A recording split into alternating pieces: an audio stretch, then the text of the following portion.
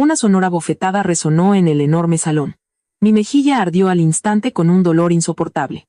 El zumbido en mis oídos casi ahogaba los gritos de la pelea que se desarrollaba ante mis ojos. Diego, eres un monstruo.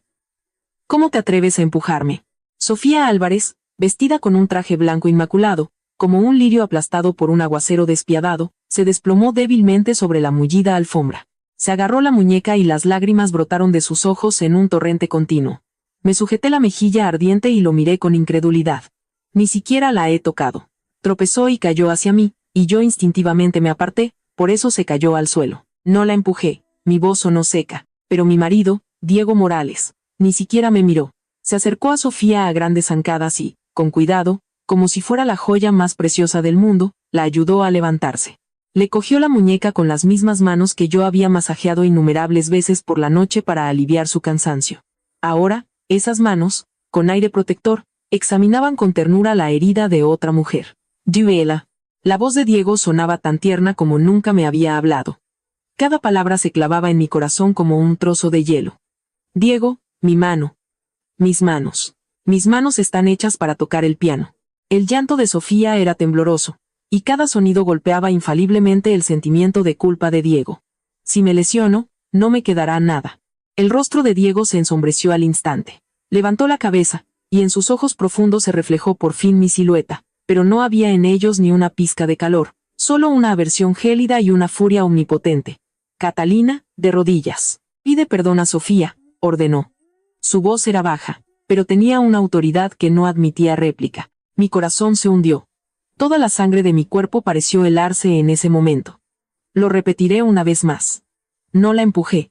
Enderecé la espalda, encontrando su mirada gélida. Durante 3 años de matrimonio, había sido sumisa y paciente, casi suavizando todas mis asperezas. Pero eso no significaba que fuera a tolerar una calumnia tan descarada. ¿Todavía te atreves a replicar? Diego sonrió fríamente. El desprecio en su sonrisa me pinchó como una aguja. Parece que te he permitido demasiado. Has olvidado quién eres. Soltó a Sofía y empezó a acercarse a mí paso a paso. La sombra de su alta figura me cubrió por completo. El familiar aroma masculino con ligeras notas de cedro del Atlas ahora solo me provocaba asfixia.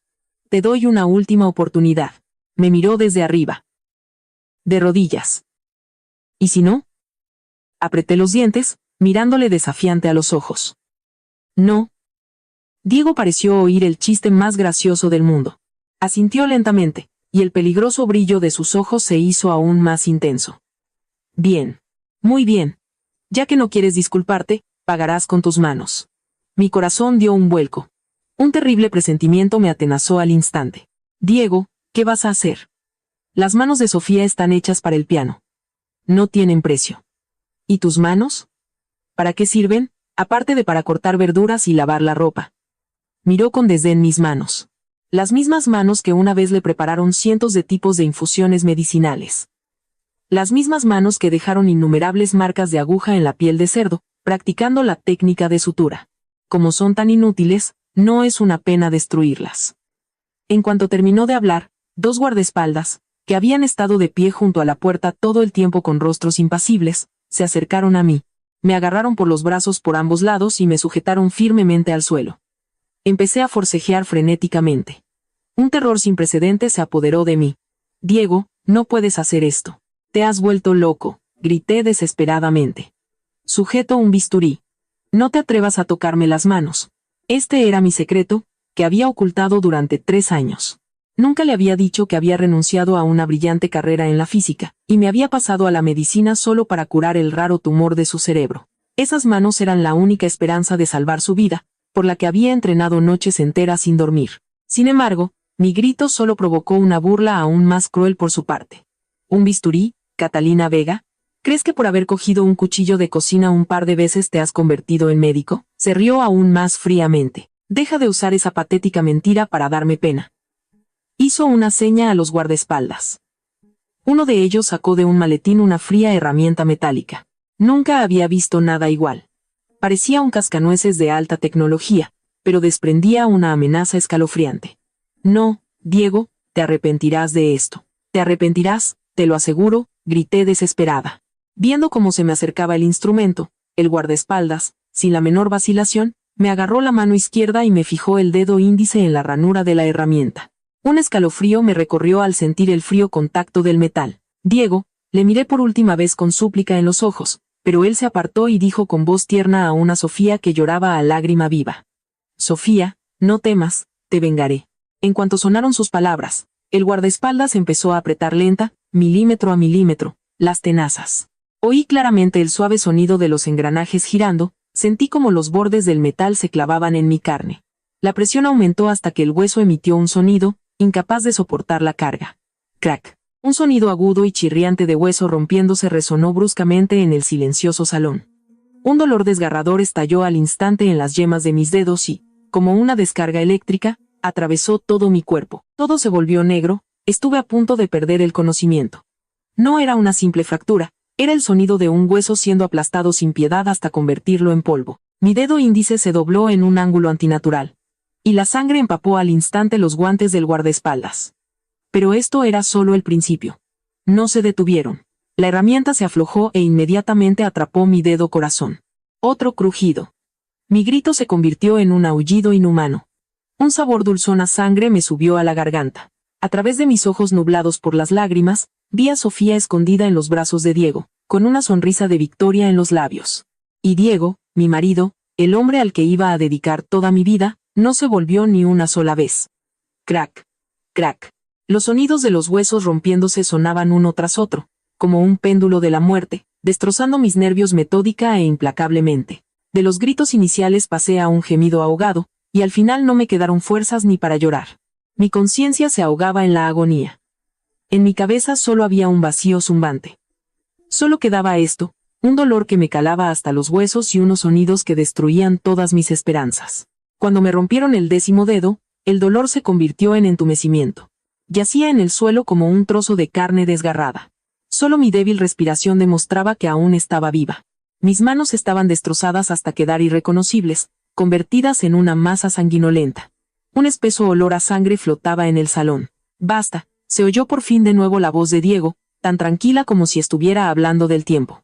Llevadla ante Sofía, que se incline y admita su culpa. El guardaespaldas me arrastró como a un perro muerto a los pies de Sofía. Me golpearon la cabeza bruscamente contra el parqué, y chocó contra el suelo con un golpe sordo. Sofía, ¿estás contenta ahora?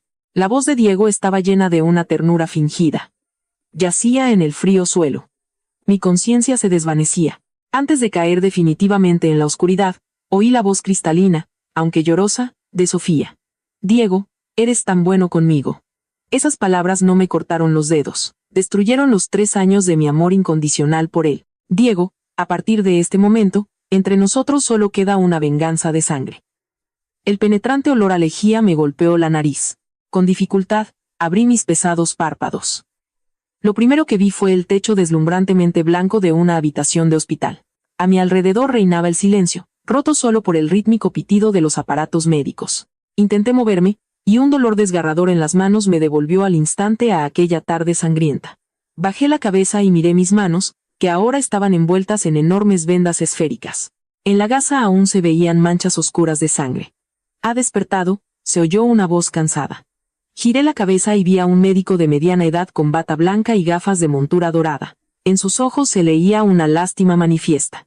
«Doctor», mis manos, mi voz sonaba como si me hubieran pasado papel de lija por la garganta. El médico se ajustó las gafas, suspiró y dijo con pesadez: «Señora Morales, por favor, prepárese mentalmente.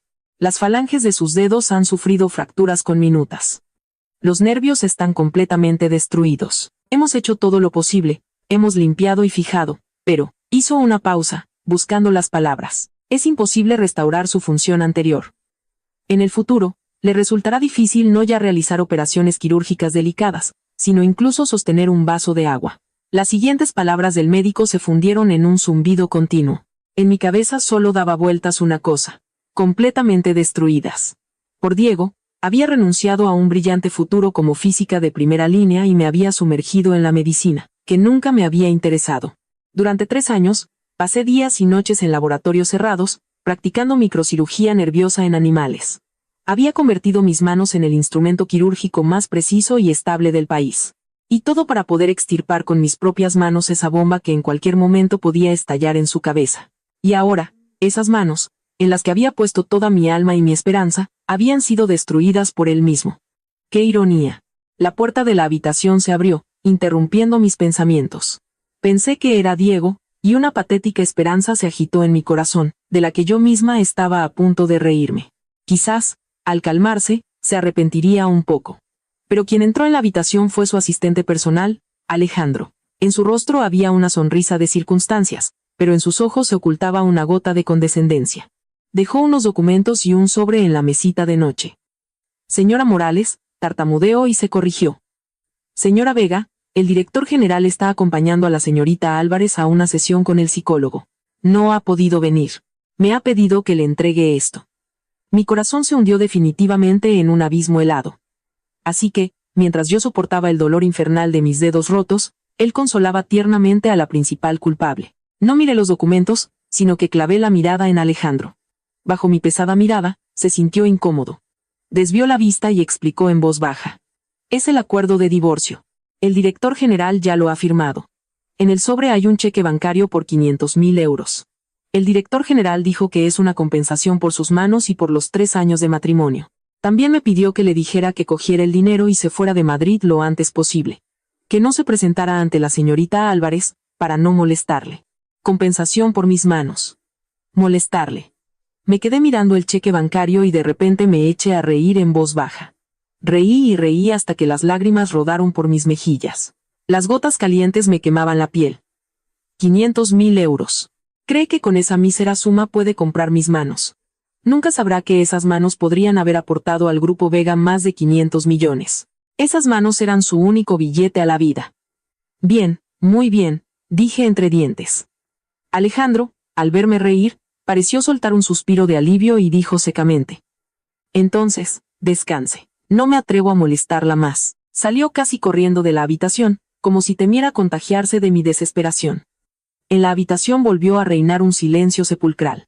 Con mis manos mutiladas, torpemente acerqué el acuerdo de divorcio y el cheque. La firma de Diego Morales, trazada con grandes rasgos, me hería los ojos. Las cifras del cheque me parecieron el chiste más gracioso del mundo. No pude contenerme más, hundí la cara en la almohada y solté un aullido ahogado y animal. Toda la ofensa, la ira y el odio que me calaba hasta los huesos estallaron en ese instante. No sé cuánto tiempo lloré.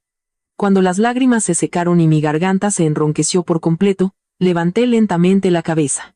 En mis ojos ya no había ni una pizca de tristeza, solo una calma mortal y una determinación gélida. Mi amor murió en el momento en que mis huesos crujieron. Solo quedaba la venganza. Me apoyé en los codos en la cama y torpemente intenté coger el ingrávido cheque con mis manos temblorosas y desfiguradas. Cada movimiento era un esfuerzo enorme, que respondía con un dolor salvaje. Me acerqué a la papelera de la esquina de la habitación, abrí los dedos y el papel, que llevaba consigo la arrogancia y los insultos de Diego, cayó sin hacer ruido en la basura. Hecho esto, volví a la cama y cogí el teléfono. Como no podía doblar los dedos, tuve que usar los nudillos, golpeando una y otra vez la pantalla con fuerza para encontrar el número cifrado fijado en la parte superior de los contactos. Un número al que no había llamado en 3 largos años. Contestaron al primer tono. Cata, se oyó una voz autoritaria pero anciana. En ella se deslizaba una excitación y una ansiedad apenas perceptibles. Al oír esa voz, toda mi entereza se derrumbó al instante. En mi tono se oyeron sollozos incontenibles. Abuelo. Niña mía, te han hecho daño. La voz del anciano al otro lado de la línea, mi abuelo, el jefe del poderoso Grupo Vega, Vladimir Vega, estaba llena de dolor. Te lo dije, ese cachorro de la familia Morales no te merece, y tú no escuchaste. Abuelo, me equivoqué. Cerré los ojos, y una lágrima pura rodó por mi mejilla. No debí avergonzarte a ti y a toda la familia Vega por un hombre cualquiera. Lo importante es que vuelvas. Lo importante es que vuelvas. La voz de Vladimir Vega se suavizó. Mientras estés con nosotros, la familia Vega siempre será tu apoyo. Respiré hondo, secándome las lágrimas. Mi voz volvió a ser tranquila y firme. Abuelo, vuelvo. Quiero que toda su familia pague con sus vidas por mis manos. Al otro lado de la línea se hizo una pausa de 1 segundo, y luego se oyó la voz de acero de Vladimir Vega. Bien, el abuelo ha esperado estas palabras durante 3 años. Cata, no te preocupes. Cualquiera que se haya atrevido a hacerte daño, se lo pagará a la familia Vega con creces.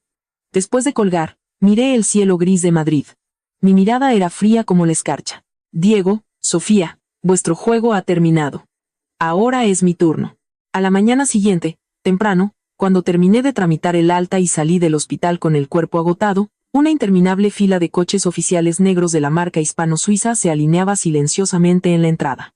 Junto a cada coche había un guardaespaldas con traje negro y guantes blancos. Su aspecto severo y su poderosa aura hacían que los transeúntes se giraran, pero nadie se atrevía a acercarse. Un mayordomo anciano, de pelo cano y postura erguida, se acercó a mí a paso rápido y me hizo una profunda reverencia. Su voz sonó respetuosa y fuerte. Bienvenida a casa, señora.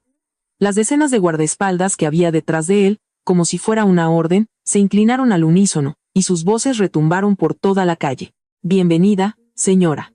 Durante estos 3 años, me había acostumbrado a ser una nuera modesta y discreta en la familia Morales, acostumbrada a regatear en los mercados y a viajar en el abarrotado metro. Esta escena, digna de una película cara, me mareó por un segundo. Pero muy pronto recuperé la compostura y la altivez propias de la heredera de la familia Vega de Barcelona. Boris, gracias por su trabajo. Asentí ligeramente. No es ningún trabajo. Es un gran honor para mí recibir a la señora.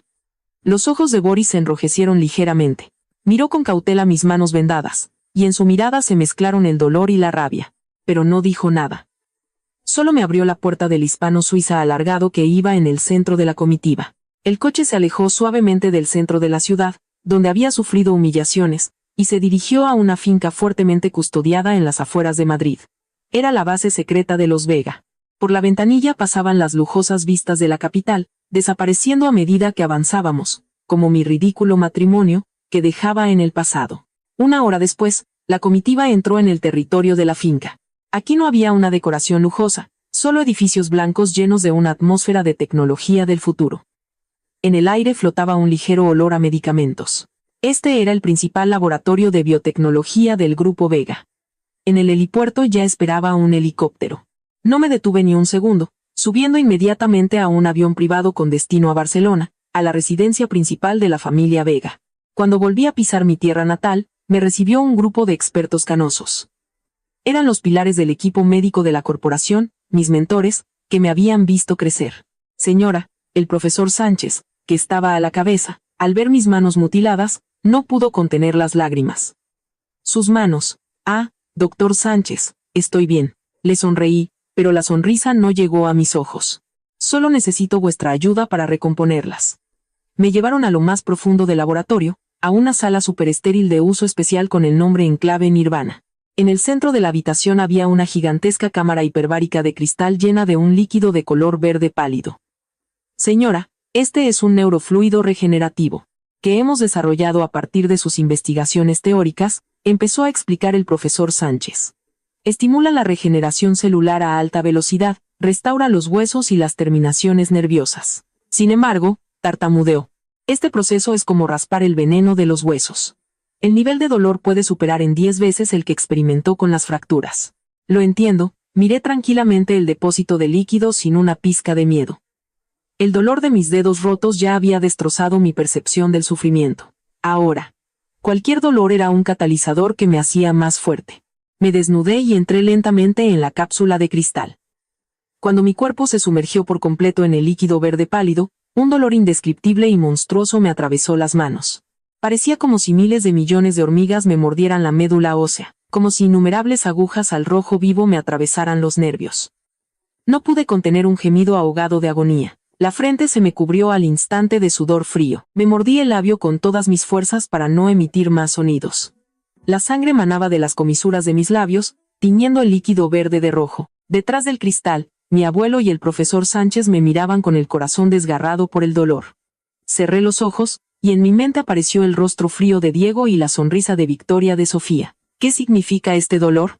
Comparado con las humillaciones y la traición con las que me habían obsequiado, este dolor no es nada. Me lo juré a mí misma. El día que mis manos sanen será el día de la destrucción de la familia Morales.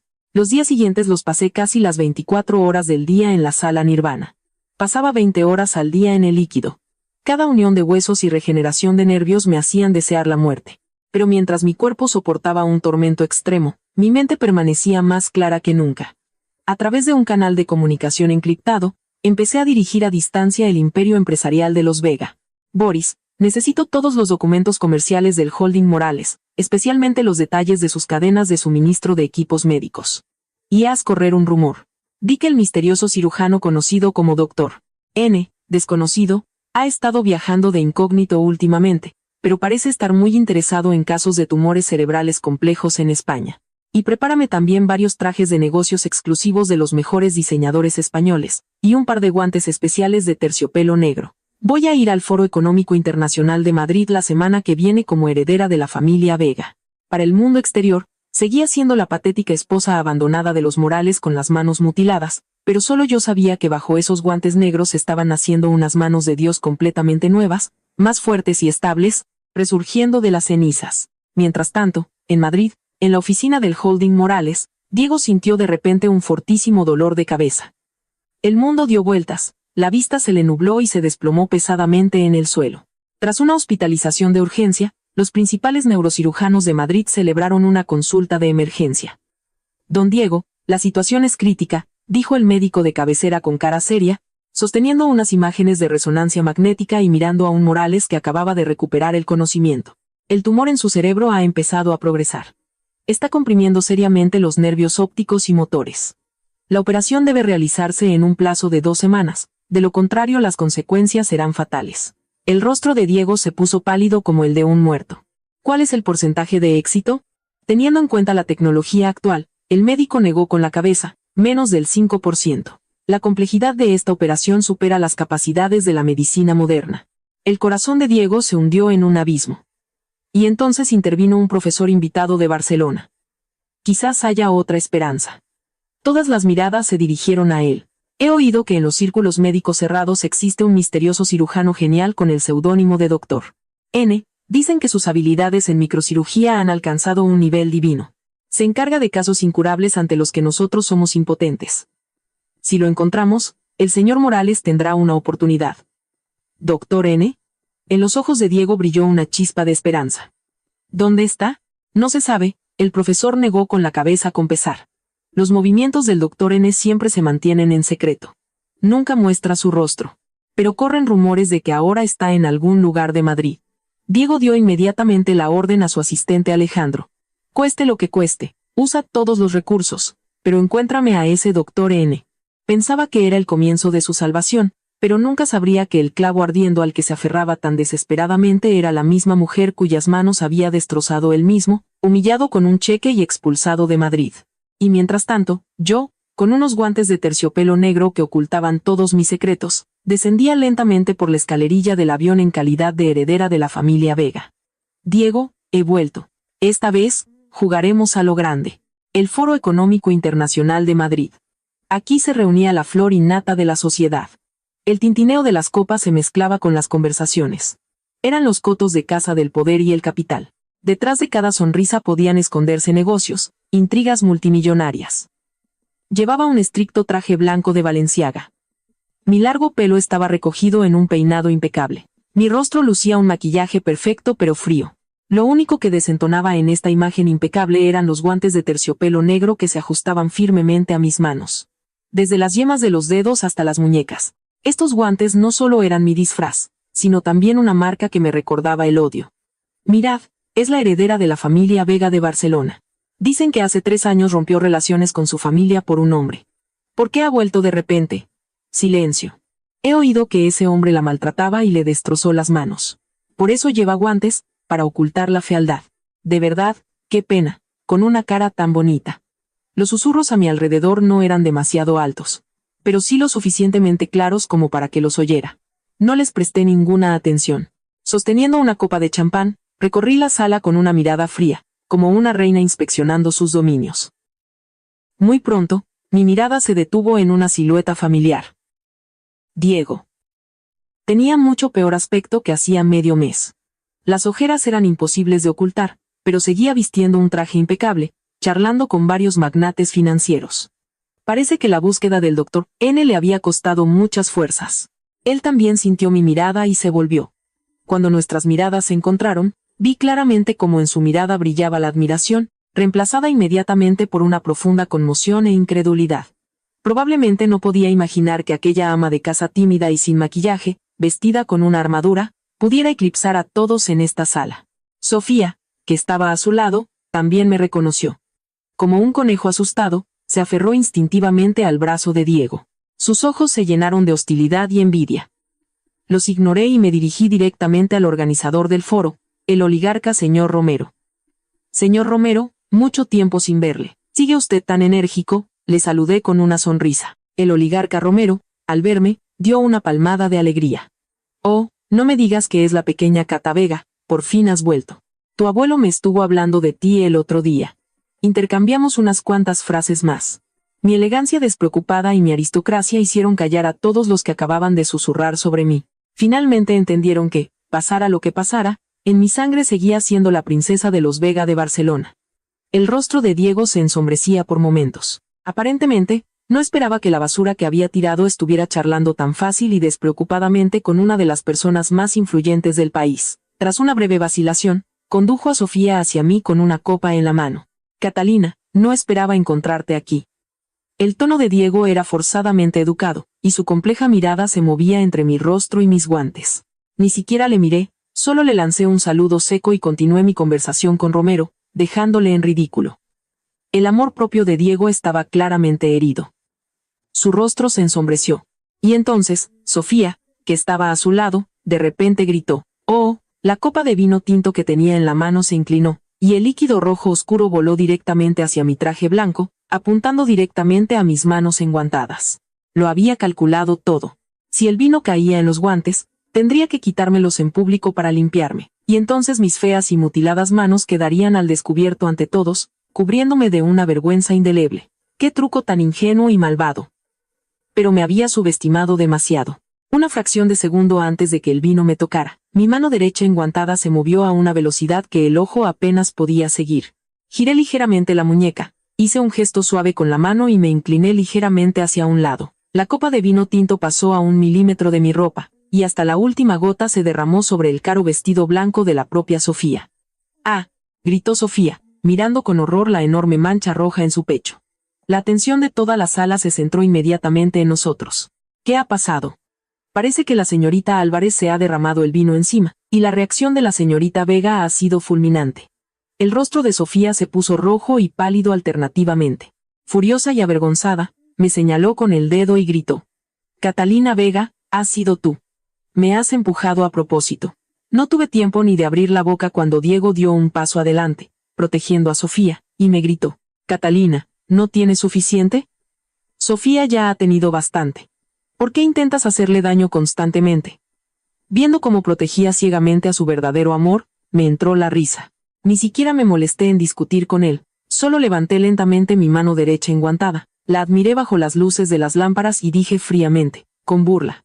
«Señor Morales, hay que acusar con pruebas, sobre todo porque mis manos valen una fortuna. Si se hubieran dañado por culpa de su Sofía, ¿podría usted pagarlo?» Mis manos estaban en fase de regeneración. Los nervios a menudo me daban punzadas de dolor agudo. Realmente no tenían precio, pero a oídos de Diego estas palabras sonaron como una broma ridícula. Se rió abiertamente, sin ocultar su desprecio. «Manos mutiladas que ni siquiera pueden sostener una copa a las llamas invaluables, Catalina. Desde que te fuiste de mi casa, parece que también has perdido la cabeza». Pensó que esas palabras me ofenderían, que me harían perder los estribos, pero se equivocó. No solo no me enfadé, sino que lentamente estiré los labios en una sonrisa enigmática. Di un paso adelante, me acerqué a su oído y susurré tan bajo que solo él pudiera oírme. «Señor Morales, olvidé decirle que el doctor N, a quien busca tan desesperadamente, odia más que nada en el mundo que alguien toque sus cosas o moleste a su gente. Cree que si se entera de que hoy, por otra mujer, ha insultado de tal manera mis manos mutiladas, ¿querrá encargarse de su operación?» El cuerpo de Diego se quedó rígido en cuanto oyó el nombre del doctor N. Giró bruscamente la cabeza y me clavó una mirada de asombro, duda y miedo, que él mismo aún no había asimilado. Las pupilas de Diego se contrajeron bruscamente. Me agarró por la muñeca con tal fuerza que casi me rompe el hueso. Sus ojos, que acababan de mirarme con desprecio, ahora estaban llenos de ansiedad. ¿De dónde sabes lo del doctor N?» Su voz era baja, con un temblor apenas perceptible.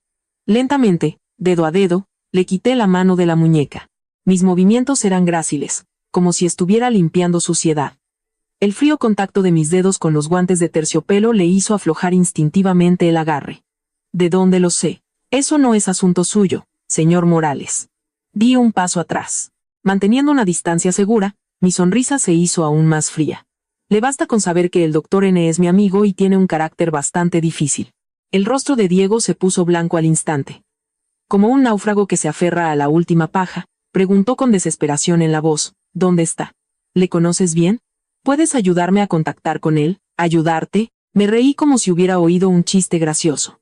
Señor Morales, ¿no lo ha olvidado? Estamos divorciados. ¿Por qué iba a ayudarte? Mis palabras cayeron sobre él como un cubo de agua helada. Todo el color abandonó su rostro. Sus labios temblaron, pero no pudo pronunciar ni una palabra. Sí, estamos divorciados.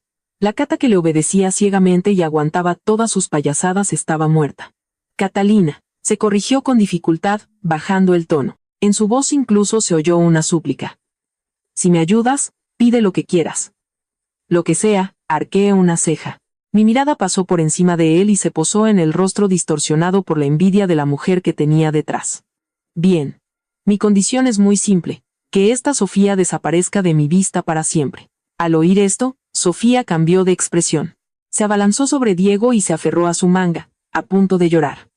Diego, no le escuches. Solo quiere vengarse de mí, quiere separarnos. ¿Qué doctor N? Seguro que se lo ha inventado todo para engañarte. En la mirada de Diego apareció una sombra de duda. La existencia del doctor N era fantasmal, y el hecho de que yo odiara a Sofía era un hecho innegable. Viendo su vacilación, perdí la poca paciencia que me quedaba. Parece que el señor Morales aún no ha decidido qué es más importante para él, su propia vida o su amada. Me di la vuelta. Si es así, adiós. Me dirigí al otro extremo de la sala, sin mirar atrás. Sabía que tomaría una decisión, porque mi abuelo, Vladimir Vega, ya había utilizado todos los recursos de la familia para organizarle un duro bloqueo en la medicina española. Aparte de la fantasmal oportunidad en la persona del doctor N, no tenía otra salida. Como esperaba, a la mañana siguiente me llamó su asistente. Señora, Diego Morales lleva 1 hora esperándola en el vestíbulo del Grupo Vega. Que espere. Estaba en el laboratorio, practicando la motricidad fina, tallando letras en un grano de arroz con unas pinzas quirúrgicas. Mis manos se estaban recuperando maravillosamente. Ya podía realizar movimientos de gran complejidad. Hice esperar a Diego toda la mañana, y solo a la hora de comer bajé sin prisas en el ascensor privado al vestíbulo. Efectivamente, allí estaba, el mismísimo Diego Morales, que en su día había dictado las condiciones a todo el mundo empresarial madrileño, ahora estaba de pie en un rincón del vestíbulo, como un prisionero exhausto esperando su sentencia. Los capilares de sus ojos se habían roto. Todo su aspecto irradiaba ansiedad y desesperación. Al verme, se abalanzó inmediatamente hacia mí. Catalina, su voz era ronca. Me detuve y le miré con indiferencia. ¿El señor Morales tiene algún asunto conmigo? Ya he enviado a Sofía a un pueblo remoto de la España vacía. Dijo cada palabra con determinación, mirándome directamente a los ojos. Sin mi permiso, nunca más volverá a Madrid. ¿Ahora puedes ayudarme a contactar con el doctor? Sonreí para mis adentros. La envió a la España vacía, qué bonito suena. Simplemente escondió temporalmente su joya. Pero no me importaba, el peón llamado Sofía aún me sería útil. Señor Morales, es usted muy decidido. Asentí fingiendo aprobación, y luego cambié de tono. Pero contactar con el doctor N no es tan fácil. Está constantemente de viaje, y sus servicios cuestan una fortuna. El dinero no es un problema, soltó Diego al instante, temiendo que cambiara de opinión. Eso es genial. Levanté mi mano derecha enguantada, quité con elegancia una mota de polvo inexistente y dije con indiferencia. En ese caso, como regalo de bienvenida al doctor N, entréguele el 5% de las acciones de su proyecto de construcción a gran escala en el sur de Madrid. ¿Qué? El rostro de Diego se contrajo. 5%. Catalina, ¿por qué no me robas directamente? El proyecto de construcción del sur de Madrid era el principal activo del holding Morales para las próximas décadas. Su valor era astronómico.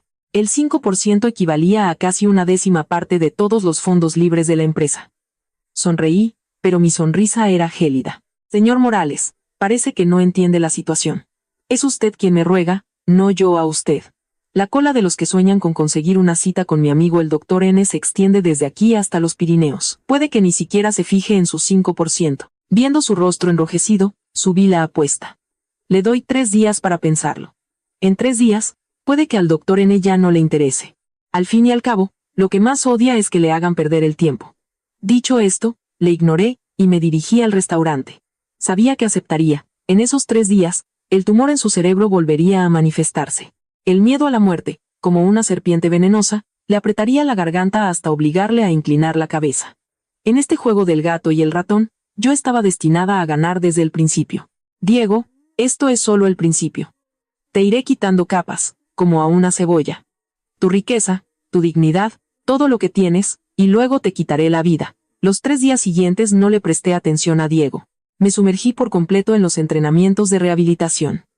A altas horas de la noche, el laboratorio secreto de los Vega estaba brillantemente iluminado. Estaba de pie frente a una mesa estéril y me quitaba lentamente los guantes de terciopelo negro bajo las lámparas sin sombras. Mis manos se mostraron por primera vez completamente a la luz. Después de casi meses en la cápsula nirvana y una intensa rehabilitación, las manos, que en su día fueron una masa sanguinolenta, habían cambiado hasta quedar irreconocibles. La piel volvía a ser suave y delicada, aunque quedaban algunas cicatrices de color rosa pálido. Era imposible creer que esas manos hubieran sufrido una herida tan cruel. Intenté mover los dedos. Largos, con las articulaciones bien definidas. Cada uno de sus movimientos era fluido y lleno de fuerza. Señora, la velocidad de conducción nerviosa se ha recuperado hasta el 85% de su estado óptimo. La fuerza muscular se ha recuperado en un 90%, dijo el profesor Sánchez con voz temblorosa y emocionada, mirando los monitores. Esto es simplemente un milagro en la medicina nacional. No respondí nada, simplemente cogí un bisturí afilado. El familiar tacto frío del mango me resultó tan familiar que casi lloro. Respiré hondo y concentré la mirada. En la mesa de operaciones había un grano de uva translúcido. Mi muñeca tembló. El bisturí dejó un rastro plateado en el aire. La punta de la hoja cortó suavemente, con precisión quirúrgica, la finísima piel de la uva, sin dañar ni una micra de la pulpa. Con unas pinzas, quité por completo la piel y luego, usando un hilo más fino que un cabello humano, la volví a coser. Todo el proceso transcurrió sin problemas, sin la menor demora ni temblor. Cuando se dio el último punto, la uva parecía nueva, si no fuera por la finísima sutura en la superficie. Éxito. En el laboratorio se oyeron gritos ahogados de alegría. Suspiré aliviada y dejé el bisturí. Una fina capa de sudor me cubrió la frente. Aunque era una prueba muy sencilla, para mí era la prueba de mi renacimiento. Estas manos no solo habían vuelto, sino que eran más firmes, más rápidas y más fuertes que antes. En ese momento, sonó mi teléfono seguro. Era Boris. Señora, el poderoso rey de los diamantes de Extremadura, Elías Torres, ha sufrido una hemorragia cerebral aguda. La situación es crítica. Su avión privado ya ha aterrizado en Barcelona. Exigen que la operación la realice exclusivamente el Dr. N. En mis ojos brilló una luz depredadora. Alguien me había ofrecido una almohada justo cuando quería dormir. Diego dudaba de la existencia del Dr. N. Bueno, que vea con sus propios ojos de lo que es capaz este cirujano. Diles que el Dr. N acepta. Me puse una mascarilla y un gorro quirúrgico, dejando al descubierto solo mis ojos fríos. La operación se llevará a cabo en el Hospital Clínico Central de Los Vega en Madrid. Y que alguien filtre accidentalmente a la prensa de la capital la información de que Diego Morales lleva 3 días buscando desesperadamente un médico y que su estado empeora. 2 horas después, en Madrid, se desarrolló una operación de rescate a gran escala que conmocionó a todo el país. La seguridad del magnate de los diamantes cortó toda la carretera desde el aeropuerto hasta la clínica de Los Vega. Multitudes de reporteros se agolparon allí. Los flashes de las cámaras iluminaron el cielo nocturno. Todos querían saber qué misterioso Dr. N era capaz de hacer que el hombre más influyente de la península volara urgentemente a través de todo el país para salvarse. Yo, vestida con un traje quirúrgico verde estéril y mis característicos guantes negros, entré en el quirófano rodeada de un nutrido grupo de seguridad. No presté atención a los reporteros enloquecidos, pero de reojo vi entre la multitud un rostro familiar y desesperado. Era Diego. A él también lo habían apartado tras el cordón. Estaba pálido como el papel, mirándome rodeada de mi séquito, aunque él no sabía que bajo la mascarilla estaba yo.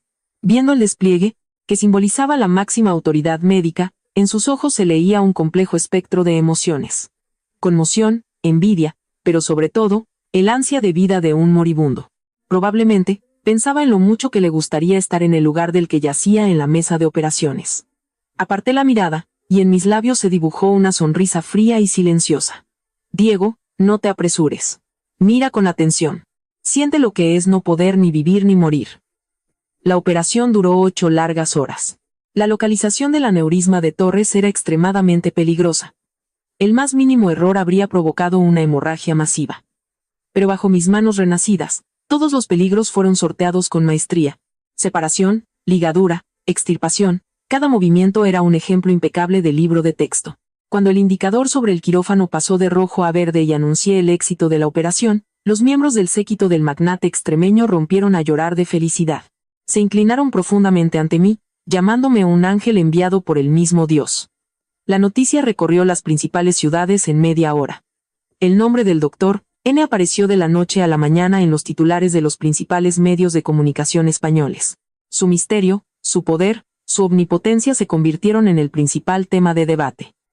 Y yo, en el centro de este huracán, salí silenciosamente del hospital y volví al laboratorio. Al quitarme los guantes, miré mis manos, un poco cansadas después del intenso trabajo. En mis ojos no había alegría, solo un frío glacial. Salvar al magnate era solo una forma de ganar fama y presionar aún más a Diego. El verdadero valor de estas manos reside en hacer justicia. Al día siguiente, las acciones del holding Morales se desplomaron ante las noticias de la grave enfermedad de Diego y su infructuosa búsqueda de tratamiento.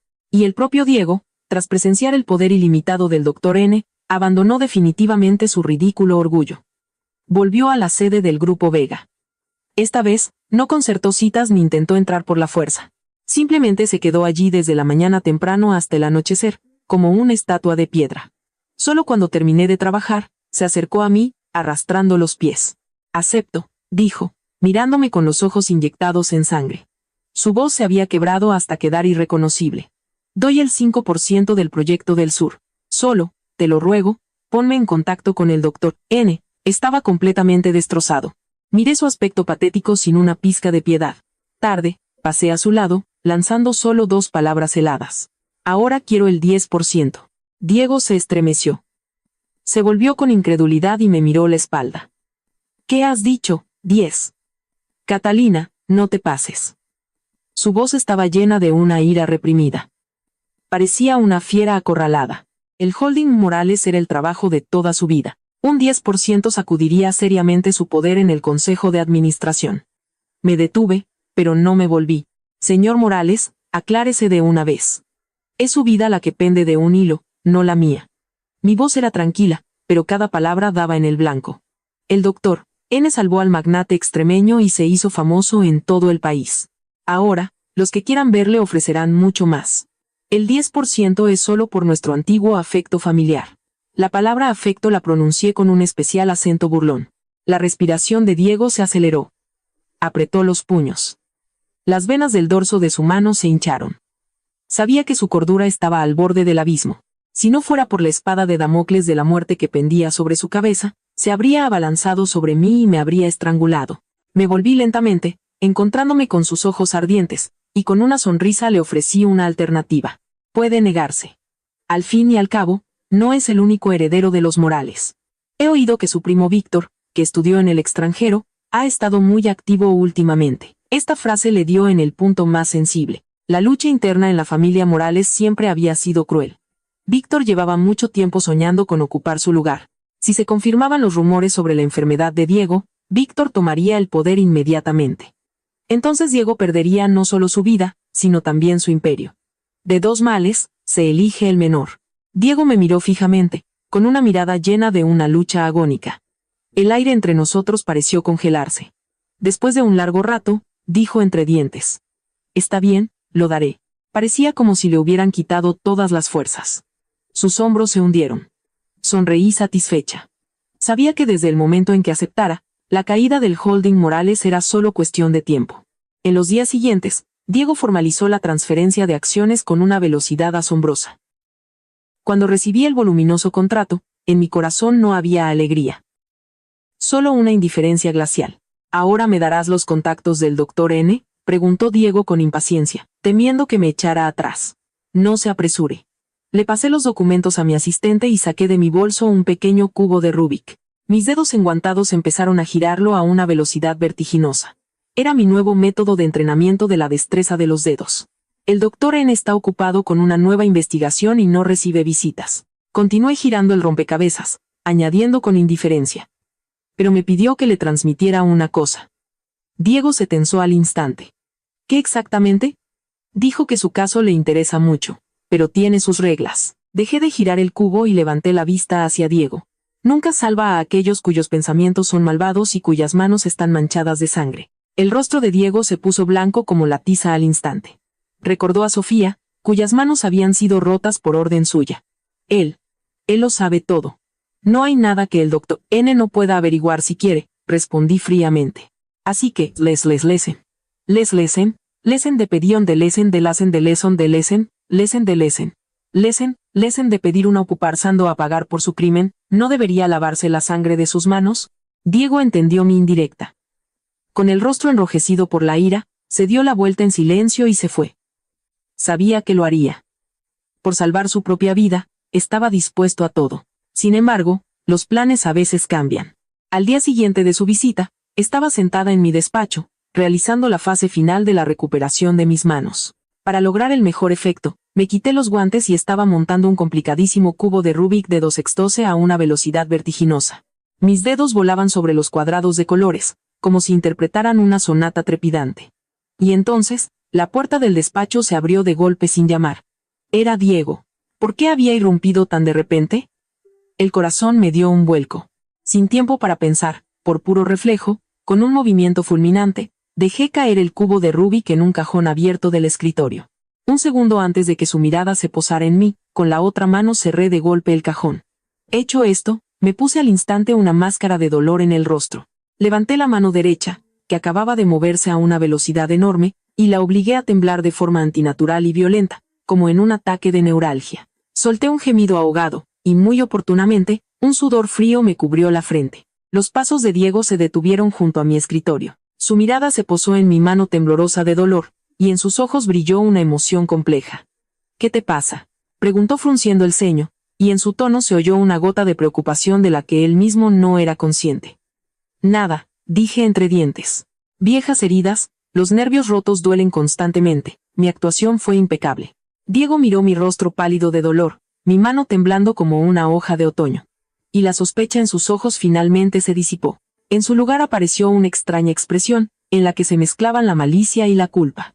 Malicia porque yo era realmente una inválida y no representaba una amenaza, y culpa porque fue él quien me destrozó las manos. Parece que tus manos realmente no sirven para nada, concluyó con un alivio inexplicable.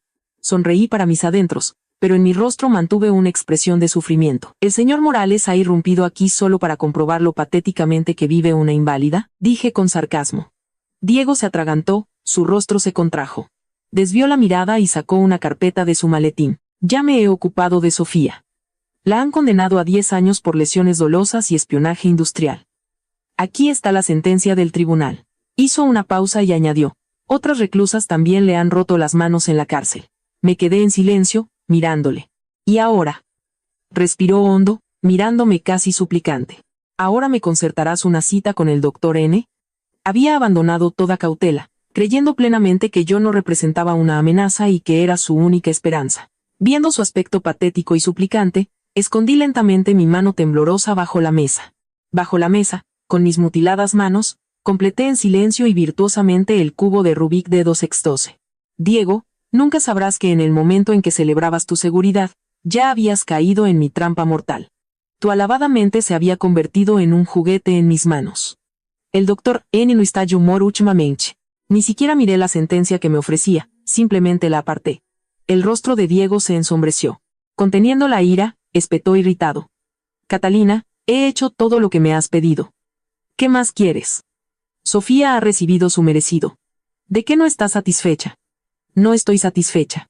Levanté la cabeza y mirándole directamente a los ojos, me reí con una risa fría y sin vida. Señor Morales, ¿se ha confundido? Sofía me hizo daño a mí, no al doctor N. El hecho de que la enviara a la cárcel es solo una compensación por su pecado hacia mí. ¿Qué tiene que ver eso con que el doctor le reciba? Diego se quedó sin palabras. Solo ahora se dio cuenta de que le había estado tomando el pelo desde el principio. La iniciativa siempre había estado en mis manos. Entonces, ¿qué quieres que haga para que acepte?, dijo entre dientes. Muy simple. Me levanté y me acerqué a la ventana panorámica, mirando las bulliciosas calles de Madrid. La luz del sol se derramaba sobre mí, pero no podía derretir el hielo de mis ojos. Quiero que Sofía experimente lo mismo que yo. Me volví lentamente. Quiero que le rompas personalmente los 10 dedos. Estás loca, gritó Diego, conmocionado y furioso. Ya le han dado 10 años. ¿Qué más quieres, Catalina? ¿Cómo puedes ser tan cruel? Cruel. Me reí como si hubiera oído el mejor chiste del mundo. Diego, cuando ordenaste que me rompieran los dedos, no te consideraste cruel. Cuando me abandonaste en el hospital, dejándome a mi suerte por ella, ¿dónde estaba tu misericordia? Mi voz se hacía cada vez más fuerte. Cada palabra se clavaba en su corazón como una cuña de hielo. Te diré lo que es. No es crueldad, es ojo por ojo. Mi mirada le cortaba como un cuchillo. El doctor N cree en el karma. La semilla que sembró Sofía, el fruto que recogerá. Y tú, como su cómplice, debes cerrar personalmente este círculo, de lo contrario el doctor N nunca salvará a un hombre cuyas manos están manchadas de sangre hasta el codo. Todas mis exigencias sádicas se las achacaba al cirujano ficticio. Quería que Diego supiera que cada humillación que sufría ahora era el pago por su pasada estupidez y crueldad. El pecho de Diego subía y bajaba pesadamente. Libraba una lucha interna. Por un lado, su vida, por otro, la mujer a la que había jurado proteger. Te doy un día para pensarlo. Le di un ultimátum. Mañana, a esta misma hora, quiero ver el resultado en la sala de visitas de la prisión de Soto del Real. El tiempo apremia. Pulsé el botón del interfono y ordené que acompañaran al invitado. Diego se fue como si hubiera perdido el alma. Sabía que lo haría. Sus dolores de cabeza eran cada vez más frecuentes. Su vista empezaba a nublarse. La muerte le pisaba los talones, y no había nada más importante que su propia vida.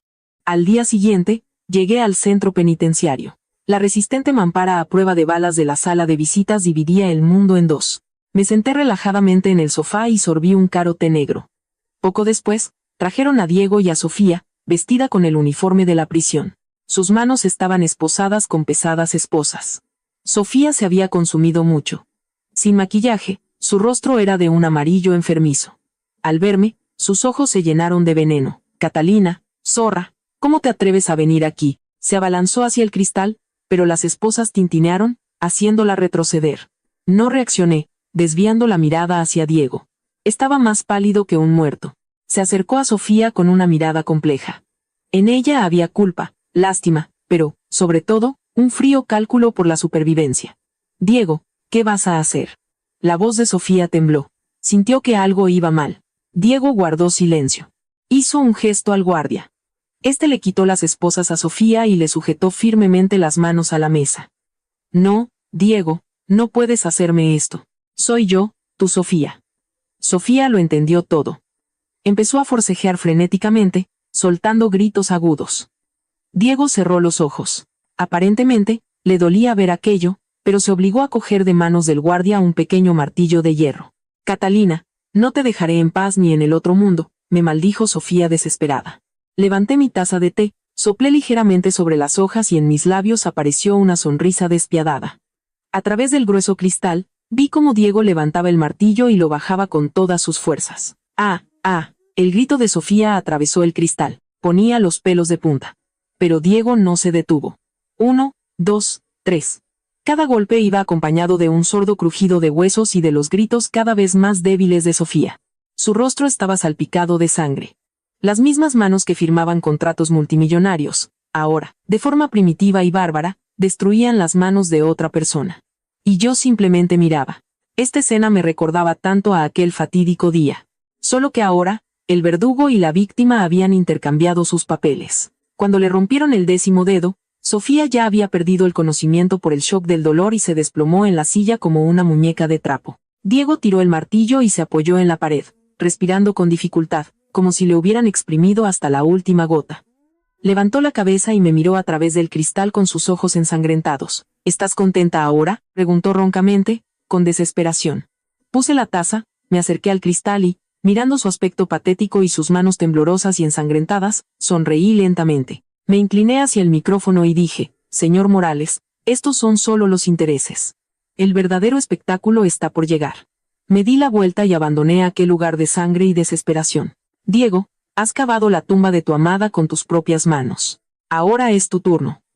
Después de que Diego se ocupara de Sofía, vino corriendo a mí casi de inmediato, exigiendo que cumpliera mi promesa. Su estado mental estaba al borde del colapso. El miedo a la muerte y el sentimiento de culpa por haber mutilado a su amada le carcomían día y noche. Hice todo lo que dijiste. Estaba de pie en mi despacho. Tenía los ojos rojos. Desprendía un aire de total decadencia. ¿Dónde está el doctor N? ¿Cuándo me recibirá? No se apresure, señor Morales. Hice un gesto a mi asistente para que le sirviera café, mientras yo hojeaba tranquilamente los documentos. El doctor N está satisfecho con su sinceridad. Sin embargo, antes de una operación cerebral tan compleja, necesita realizar una evaluación completa de su salud y de la solvencia del holding Morales. Diego frunció el ceño. ¿Qué significa eso? Significa que el doctor N debe estar seguro de que el holding tiene fondos estables para pagar sus honorarios astronómicos y su rehabilitación. Levanté la cabeza y sonreí, pero mis palabras eran como cuchillas venenosas. Nadie quiere que un paciente se arruine a mitad de la operación, ¿verdad? Por supuesto, era una invención. Mi objetivo, con el pretexto de una auditoría, era infiltrar legalmente a mi equipo en el corazón de su holding para preparar el terreno para una adquisición. Diego sospechaba algo, pero no tenía poder de negociación. El misterioso médico era su única esperanza. Está bien, dijo entre dientes. Acepto. Le diré al director financiero que le dé acceso. No solo al financiero. Le advertí con el dedo y mi sonrisa se hizo más amplia. El doctor necesita una visión completa.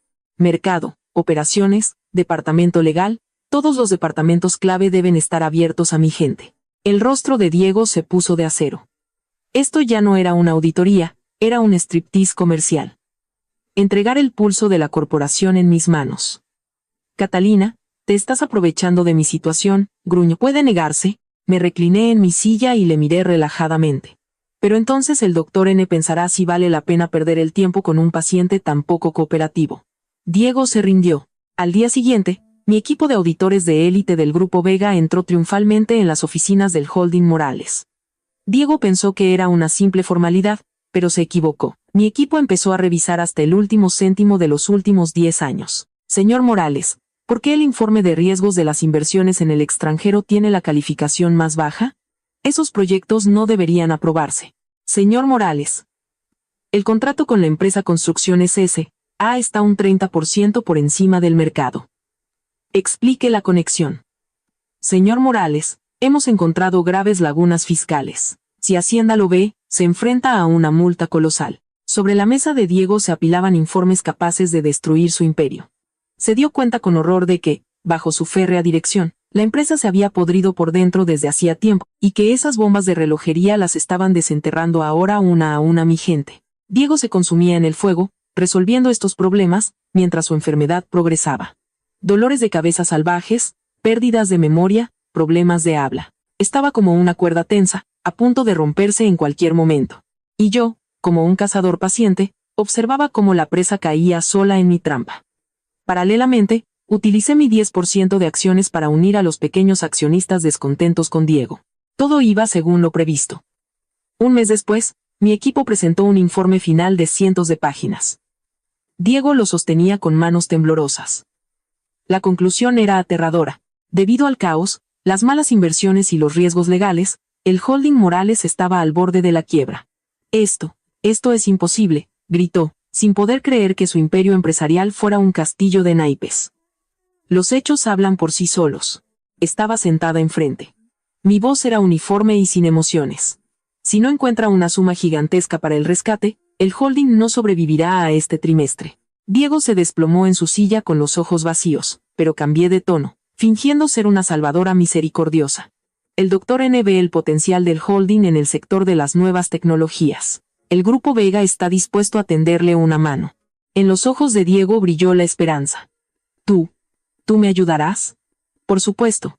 Saqué otro documento.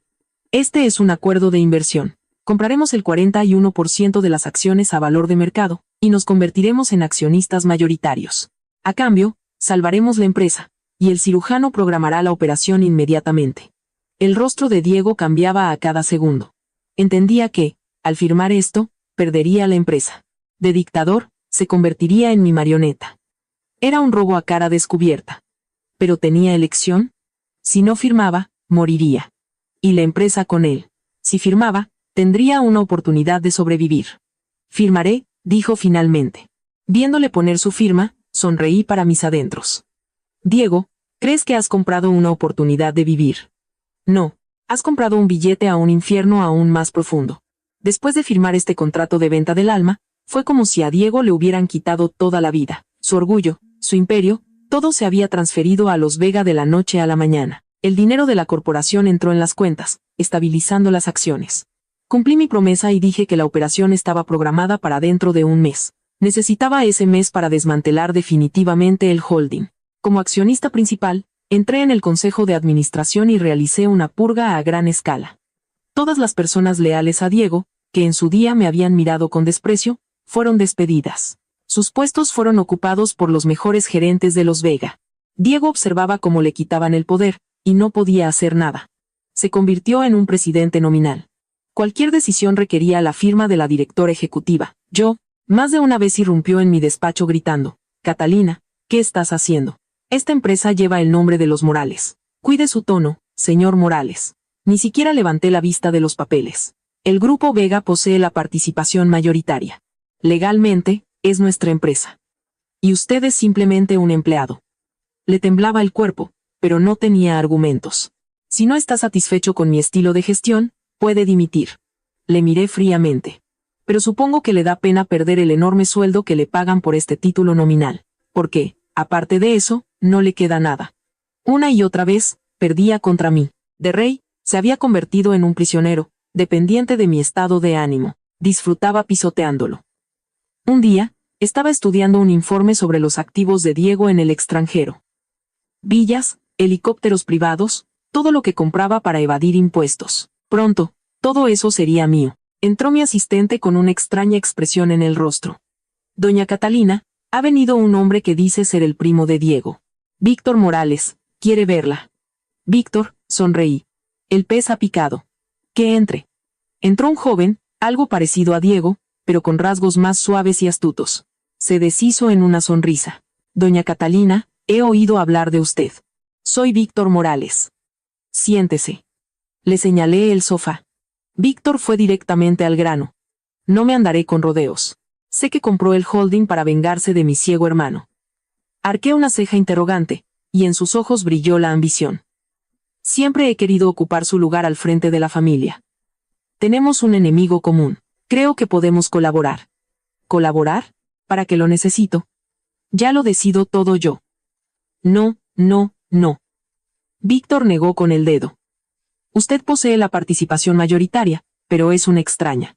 Los viejos del Consejo de Administración y de la familia Morales guardan silencio, pero por dentro no la reconocen. Mientras Diego viva, él es su estandarte, pero si muere, y yo ocupo el lugar de cabeza de familia con su apoyo. Entonces, tanto la familia como el holding serán suyos.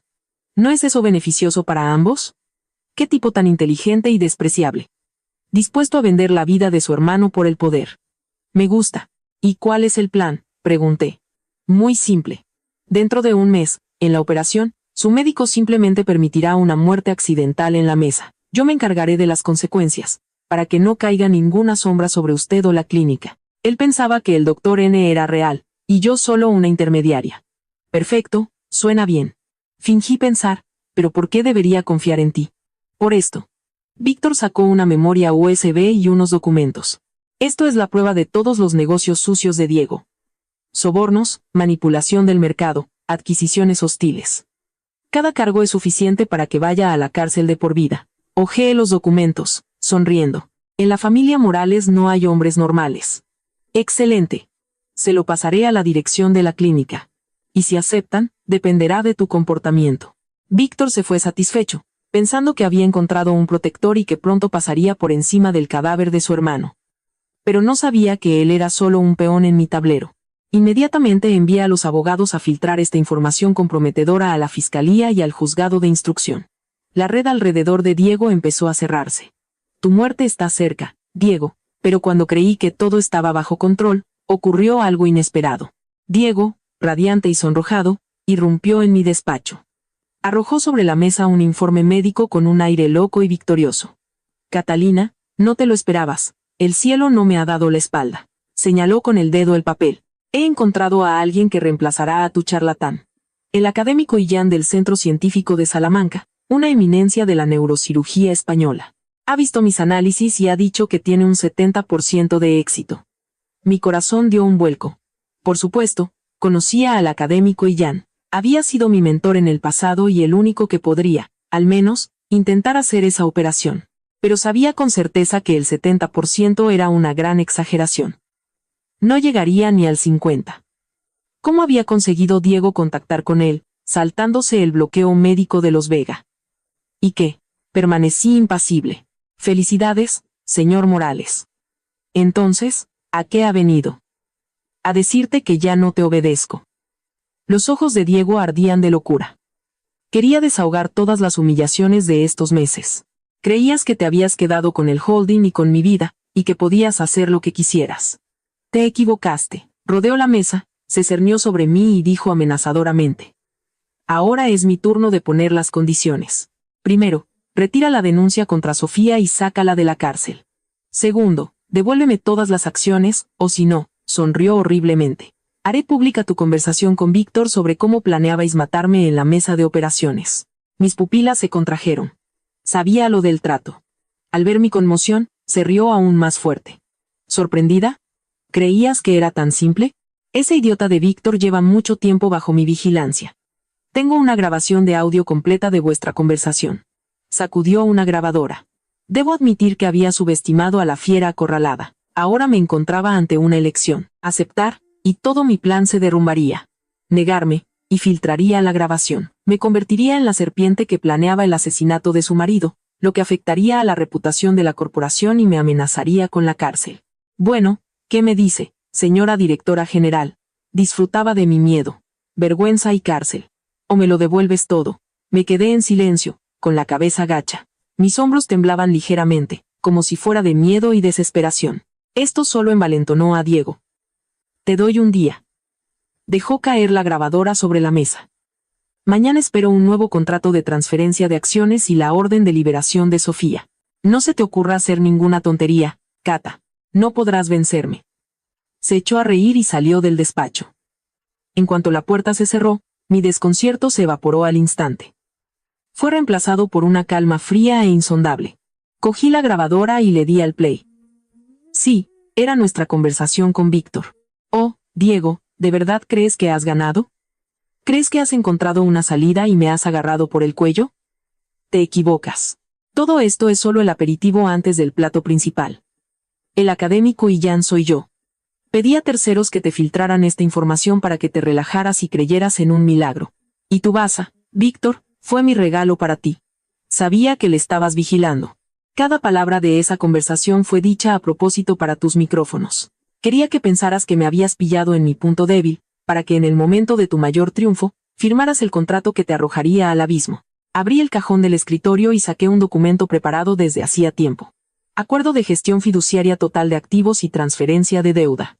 La esencia era simple. Al firmarlo, Diego me transfería absolutamente todos sus activos restantes como depósito de garantía para el pago de la operación, y al mismo tiempo, todas sus deudas personales pasaban a este fondo fiduciario. Era un verdadero contrato de venta del alma. Después de firmarlo, de millonario se convertiría en un indigente en bancarrota con deudas gigantescas. Descolgué el teléfono y llamé a mi asistente. Dile a los abogados que se preparen. Mañana firmamos un nuevo contrato con Morales. Diego, ¿crees que ves la luz al final del túnel? No. Es la llama del infierno, encendida en tu honor. Al día siguiente, preparé un contrato falso de transferencia de acciones y un documento falso de liberación de Sofía. Diego entró en mi despacho, radiante de arrogancia. ¿Lo has entendido por fin? Se dejó caer arrogantemente en la silla. Ha ganado usted, señor Morales. Me rindo. Le acerqué los documentos, fingiendo una ofensa insoportable. Los leyó atentamente, asintió y firmó con satisfacción. Deberías haberlo hecho desde el principio. Me arrojó la carpeta. Recuerda, nunca te metas conmigo. Lo recordaré. Asentí dócilmente y luego, como si lo recordara, saqué otro documento. Señor Morales, aquí hay otro papel. Necesito su firma. ¿Qué es esto? Frunció el ceño. Requisitos de Salamanca. Expliqué tranquilamente la leyenda aprendida. Debido a la estricta normativa interna del centro médico, necesitan una confirmación financiera como depósito de seguridad. Necesita firmar una declaración de transferencia de la gestión de activos y deudas durante su tratamiento para demostrar que puede cubrir cualquier gasto y proteger a la clínica de los riesgos. Sonaba plausible. Diego, embriagado por la inminente salvación y su victoria sobre mí, ya había perdido la vigilancia.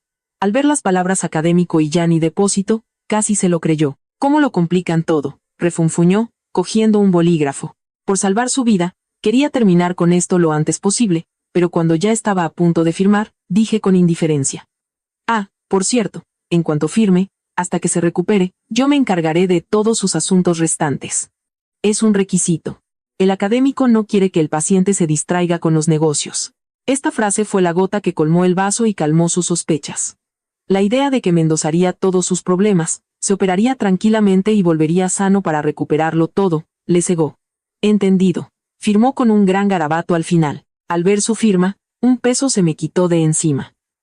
Me levanté, me acerqué a él y le tendí mi mano derecha enguantada. Es un placer hacer negocios con usted, señor Morales. Buena suerte con la operación. Me miró con el desprecio del vencedor y me estrechó la mano con fuerza, casi hasta hacerme daño. Con tus oraciones. Se fue con paso ligero, pensando que iba hacia una nueva vida, sin saber que era el camino al cadalso. En cuanto desapareció, envié una copia escaneada del contrato a los abogados del Grupo Vega. Empezamos, escribí. Media hora después, se emitió un comunicado oficial. El presidente Diego Morales se someterá a una operación de alto riesgo. Todos sus activos se transfieren a la gestión de Catalina Vega. Al mismo tiempo, los bancos de la capital, los tribunales y Hacienda recibieron de nosotros demandas de cobro de deudas colosales del holding y personalmente de Morales. La tormenta financiera comenzó a mi chasquido, y Diego no sabía nada. Alquiló el salón de banquetes más lujoso de Madrid, organizó una fiesta grandiosa en honor a su pronta recuperación, convocó a la élite para presumir por última vez de su victoria. Anunció que el propio Illán le salvaría. Todos le felicitaban. Y entonces, en la fiesta, irrumpió Víctor, su primo, acompañado por agentes de la Unidad Central Operativa. Diego, Víctor sonrió maliciosamente. Manipulación del mercado, cohecho, estafa. ¿Viene con nosotros? La sonrisa de Diego se congeló. Imposible. ¿Dónde están las pruebas?, gritó. ¿Las pruebas? Víctor se rió, señalándome. Yo bebía vino tranquilamente a un lado. ¿No se las diste tú mismo a doña Catalina para que se las entregara a los investigadores?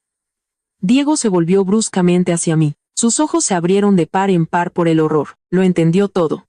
No hubo ningún triunfo. Todo este tiempo había sido un patético tonto con el que yo había jugado como había querido. Catalina, rugió, abalanzándose sobre mí, pero los agentes especiales le redujeron y le tiraron al suelo. Las frías esposas se cerraron en sus muñecas. Me acerqué a él con una copa y me puse en cuclillas, mirándole a los ojos rojos de rabia. Diego, has perdido. Lentamente, le derramé el resto del vino tinto en la cabeza. El líquido rojo le corrió por la cara. Ahora solo yo puedo salvarte. Se lo llevaron. En el mundo empresarial de Madrid se desató una tormenta. Las acciones de Morales tocaron fondo. Los bancos congelaron las cuentas. El imperio se desmoronó. Y yo, como salvadora, anuncié que el Grupo Vega se haría cargo del holding y de sus deudas. Todos admiraban mi nobleza hacia mi exmarido. No sabían que había sido una adquisición perfectamente planeada. A Diego lo ingresaron en la prisión de Soto del Real. A la espera del juicio, bajo el peso de la quiebra y los procesos penales, su salud se derrumbó por completo. El tumor se rompió, empezaron las convulsiones, las pérdidas de memoria, la incontinencia. La prisión, temiendo la responsabilidad, lo envió a la clínica de los Vega. Los médicos emitieron un aviso de estado crítico. Los padres de Diego, los mismos ancianos que en su día me humillaron, ahora estaban de rodillas en mi despacho, llorando a lágrima viva. Cata, te lo suplicamos, por Dios, sálvalo. Sabemos que nos equivocamos. Nos arrodillamos ante ti. Se golpeaban la cabeza contra el suelo. Les miré con una indiferencia glacial. Tarde. Les quité la pierna de su abrazo. Vuestro doctor N ya se ha ido. No, no puede ser. Cata, tú puedes hacer cualquier cosa. Te daremos todo lo que queda de la familia. No tengo medios. Me di la vuelta. Que griten y maldigan. Por la noche, llamó el médico jefe. Señora Vega. Diego está en coma, la presión intracraneal es crítica. Muerte cerebral en cualquier momento. Preparen el quirófano en 10 minutos, dije con calma. Pero, el doctor N, tartamudeó el médico. Yo soy el doctor N, mi tono no admitía réplica. Reúna a los mejores especialistas y conecte las cámaras del quirófano al televisor de la sala de descanso de sus padres. Que lo vean en directo. 10 minutos después, Entré en el quirófano con bata estéril. Diego yacía en coma, enredado en tubos. El aparato pitaba. Estaba al límite, pero su instinto de supervivencia aún funcionaba. Cuando me acerqué, sus labios temblaron. Doctor, sálveme. Me incliné sobre él y, ante los ojos de todos los médicos conmocionados, me quité la mascarilla. Mi rostro, el que él odiaba, apareció a la luz de las lámparas. Luego, levanté las manos y lentamente me quité los guantes de terciopelo negro. Mis manos eran perfectas. Blancas, elegantes, sin una sola cicatriz, una obra de arte. Cogí un bisturí y lo hice girar entre mis dedos. Diego, ¿ves? Mi voz se oyó por el altavoz en todo el quirófano y resonó en la habitación de sus padres. Yo soy ese médico. El cuerpo de Diego se sacudió. Sus pupilas nubladas se enfocaron y me miraron con un terror absoluto. Los monitores se volvieron locos con los pitidos. Tus manos, Grazno. Sí, están sanas. Se las mostré. Utilicé las mejores tecnologías de regeneración. Pasé meses en un tormento infernal y las recuperé. Se volvieron aún más rápidas y precisas. Él entendió. Aquella cuyas manos había roto era su única salvación. Un arrepentimiento salvaje y la esperanza le inundaron. Sálvame, sálvame, suplicó con los ojos. Por lo que fuimos marido y mujer. Está bien, asentí. Me acerqué a su cabeza con el bisturí, apuntando para hacer una incisión. Sus ojos se llenaron de una esperanza loca. Su respiración se normalizó, y en el mismo instante en que creyó en la salvación, el tintineo del metal cortó el silencio. Lancé con todas mis fuerzas el bisturí a una bandeja metálica. Rebotó con un desagradable estruendo, como una campana fúnebre. El quirófano se paralizó. Los médicos dejaron de respirar.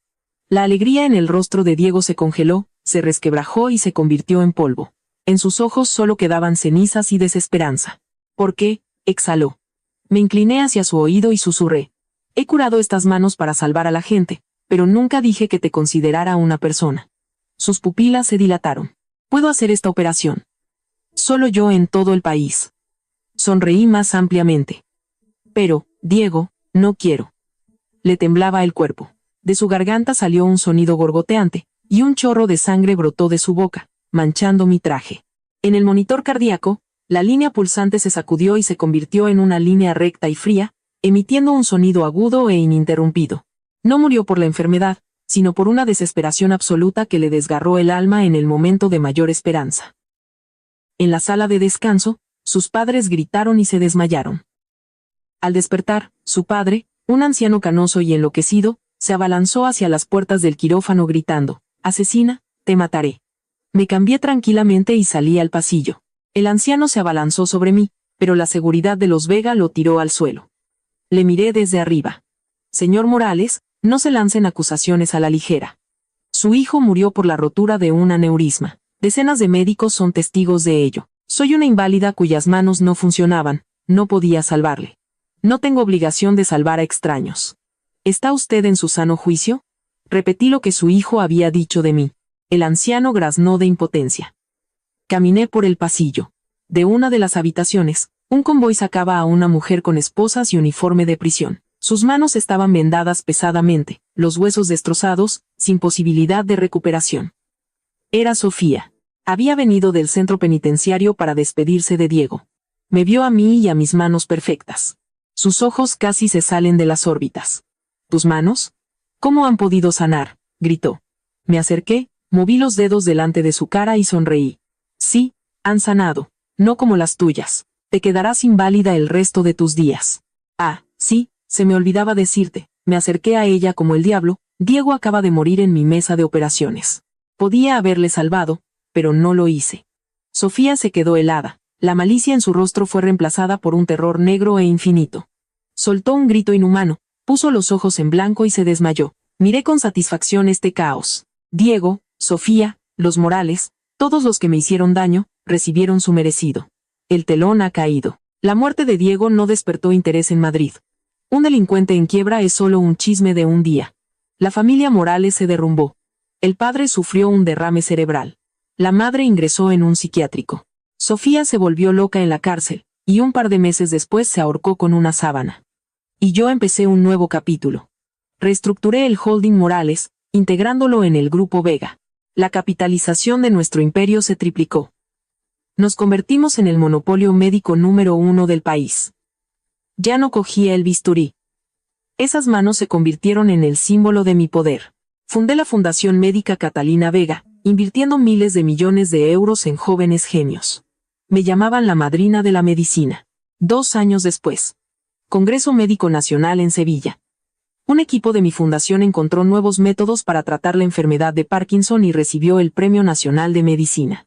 En el escenario, un joven director dijo entre lágrimas: agradecemos a Catalina Vega. Sin ella, sin sus maravillosas manos y su voluntad, no estaríamos aquí.